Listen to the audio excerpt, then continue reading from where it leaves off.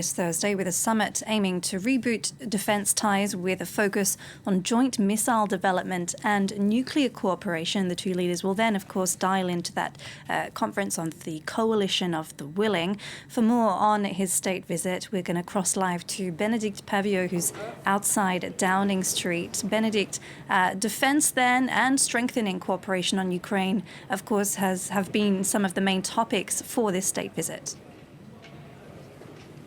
Yes, defence, and you join us just as we've just seen the British Defence Minister, John Healey, go into Number 10. We've seen others, French military chiefs. We've seen the Home Secretary, Yvette Cooper. A lot of important gathering of ministers here, both French, and we've seen Bruno Retailleau, the French Interior Minister, go in as well. So on this third and final day of the French President Emmanuel Macron's state visit, there'll be a Franco-British summit here this morning. But then this afternoon, there's this very important video link where both Keir Starmer, the British Prime Minister, and the French President Emmanuel Macron will be co-hosting a video conference with President Zelensky, who will be in Rome, as we were hearing. And they'll be discussing with European allies the creation of a reassurance force in the event of there being a ceasefire in Ukraine. The other focus will be very much about helping to strengthen the capabilities, defense capabilities of Ukraine, of course with a quite reluctant blowing hot, blowing cold, saying yes, saying no of President Trump. So there will be a big focus on that this afternoon, and that will take place at a NATO military base in outer London called Northwood. Bénédicte, Macron and Starmer are also holding talks that will tackle the all-important issue of how to stop migrants from crossing the channel in small boats. Are we going to see an agreement on that? Well, that is the big question. It's, if you remember the podium that the previous Prime Minister had over a year ago, Rishi Sunak, one of his 5 pledges was stop the boats. Clearly, he didn't manage to do that.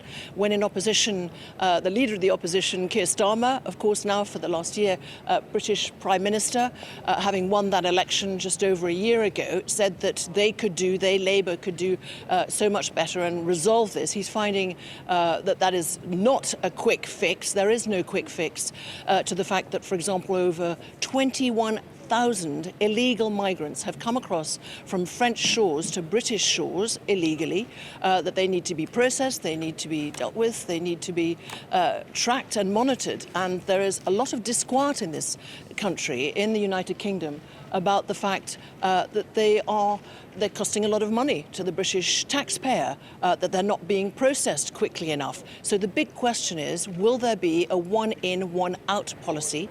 That deal announced later today, and that is one of the main focuses of that UK-France summit that will be beginning very shortly. We await the arrival of the French President in the next few minutes, and the start of that important Franco-British summit.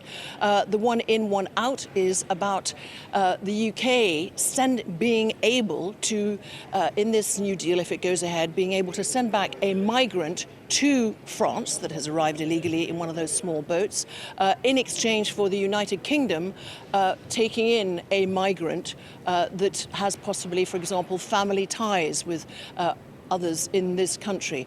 But the polling and the disquiet that has happened over the number of migrants coming to this country, over 40,000 last year, has continued and has cost Mr. Starmer dearly. There's a lot of pressure on him to secure some sort of deal and some sort of win. If he doesn't manage to announce a deal today, there will be increased pressure on him, and I think that it will be seen as a very big failure politically. All right, Bénédicte Paviot, thank you very much.